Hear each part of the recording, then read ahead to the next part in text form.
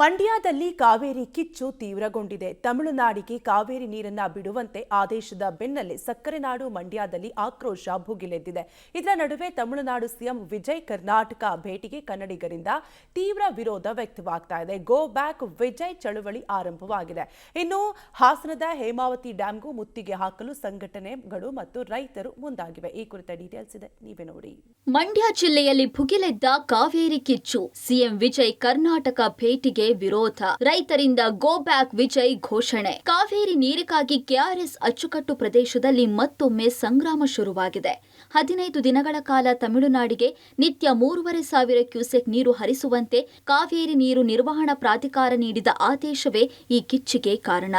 ಮಂಡ್ಯ ಜಿಲ್ಲಾದ್ಯಂತ ರೈತರು ರಸ್ತೆಗಿಳಿದು ಉಗ್ರ ಪ್ರತಿಭಟನೆ ನಡೆಸ್ತಾ ಇದ್ದು, ನಮಗೆ ಕುಡಿಯುವ ನೀರಿಗೆ ಹಾಗೂ ಬೆಳೆಗಳಿಗೆ ನೀರು ಇಲ್ಲದಾಗ ತಮಿಳುನಾಡಿಗೆ ನೀರು ಬಿಡೋದಕ್ಕೆ ಸಾಧ್ಯವೇ ಇಲ್ಲ ಅಂತ ಆಕ್ರೋಶ ವ್ಯಕ್ತಪಡಿಸುತ್ತಿದ್ದಾರೆ. ಒಂದೆಡೆ ನೀರಿಗಾಗಿ ಮಂಡ್ಯ ಉರಿತಾ ಇದ್ರೆ, ಮತ್ತೊಂದೆಡೆ ಆಗಸ್ಟ್ 3ರಂದು ತಮಿಳುನಾಡು ಮುಖ್ಯಮಂತ್ರಿ ವಿಜಯ್ ಕರ್ನಾಟಕಕ್ಕೆ ಆಗಮಿಸ್ತಾ ಇರೋದು ಉರಿಯುವ ಬೆಂಕಿಗೆ ತುಪ್ಪ ಸುರಿದಂತಾಗಿದೆ. ಸಿಎಂ ವಿಜಯ್ ಭೇಟಿಯನ್ನ ವಿರೋಧಿಸಿ ಕನ್ನಡ ಮತ್ತು ರೈತಪರ ಸಂಘಟನೆಗಳು ಇಂದಿನಿಂದಲೇ ಬೃಹತ್ ಪ್ರತಿಭಟನೆ ಆರಂಭಿಸಿವೆ. ನಮ್ಗೆ ನೀರಿಲ್ಲ, ನಿಮ್ಗ್ಯಾಕೆ ನೀರ್ ಕೊಡೋದು ಅಂತ ಪ್ರಶ್ನಿಸ್ತಾ ಇರುವ ಚಳುವಳಿಗಾರರು ವಿಜಯ್ ವಾಪಸ್ ಹೋಗಿ ಅಂತ ಗೋ ಬ್ಯಾಕ್ ವಿಜಯ್ ಚಳುವಳಿಯನ್ನ ತೀವ್ರಗೊಳಿಸಿದ್ದಾರೆ. ನಮ್ಮ ಸರ್ಕಾರ ಯಾವುದೇ ಕಾರಣಕ್ಕೂ ತಮಿಳುನಾಡಿಗೆ ನೀರು ಹರಿಸಬಾರದು ಅನ್ನೋದು ಕಾವೇರಿ ಕೊಳ್ಳದ ಜನರ ಖಡಕ್ ಒತ್ತಾಯವಾಗಿದೆ.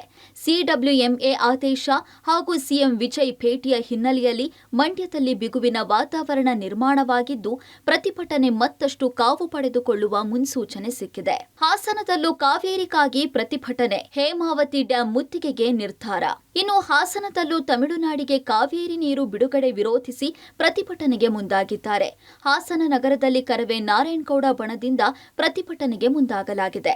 ಮತ್ತೊಂದೆಡೆ ಕಾಲುವೆಗಳಿಗೆ ನೀರು ಹರಿಸೋದಕ್ಕೆ ಒತ್ತಾಯಿಸಿ ಹೇಮಾವತಿ ಜಲಾಶಯಕ್ಕೆ ಮುತ್ತಿಗೆ ಹಾಕೋದಕ್ಕೆ ವಿವಿಧ ಕನ್ನಡಪರ ಸಂಘಟನೆಗಳು ಹಾಗೂ ರೈತ ಸಂಘಗಳು ಮುಂದಾಗಿವೆ. ಒಟ್ನಲ್ಲಿ ಕಾವೇರಿ ನೀರಿಗಾಗಿ ಮಂಡ್ಯದಲ್ಲಿ ಪ್ರತಿಭಟನೆಯ ಕಾವು ದಿನದಿಂದ ದಿನಕ್ಕೆ ಏರುತ್ತಲೇ ಇದೆ.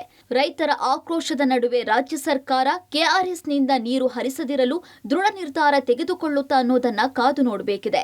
Rohit, public TV, Mandya.